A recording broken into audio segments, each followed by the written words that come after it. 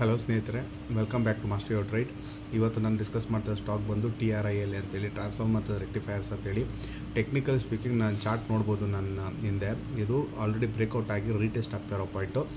ಇವಾಗ ನಾನು ಈ ಚಾರ್ಟ್ ಡ್ರಾ ಮಾಡಿದಾಗ 710 ರೇಂಜಲ್ಲಿತ್ತು. ಇವಾಗ ಬಂದು 740 ರೇಂಜಲ್ಲಿದೆ. But the target is up to 1000. ಓಕೆನಾ? ಸೊ ಈ quarters next 3 months to 3 months ಒಳ್ಳೆಯೇ ಬುಲಿಶ್ ಆಗೋ ಥರ ಇದೆ. ಇದು ಯಾಕೆಂದರೆ ರೀಸೆಂಟ್ಲಿ FIs ಆ್ಯಂಡ್ DSIಸು ಡಬಲ್ ದ ಸ್ಟೇಕ್ ಇನ್ಕ್ರೀಸ್ ಮಾಡಿದ್ದಾರೆ ಈ ಸ್ಟಾಕಲ್ಲಿ. ಸೊ ನೀವೇ ಯೋಚನೆ ಮಾಡ್ಬೋದು ಫಂಡಮೆಂಟಲಿ ಎಷ್ಟು ಸ್ಟ್ರಾಂಗ್ ಆಗಿದೆ ಆ್ಯಂಡ್ ಟೆಕ್ನಿಕಲಿಗೆ ನೋಡ್ಬೋದು ನೀವು ಎಷ್ಟು ಸ್ಟ್ರಾಂಗ್ ಆಗಿದೆ ಅಂತೇಳಿ. ಮೋರ್ ಓವರ್ ತುಂಬಾ ಆರ್ಡರ್ಸ್ ರೀಸೆಂಟಾಗೇ ಬಂದಿದೆ ಈ ಕಂಪ್ನಿಗೆ.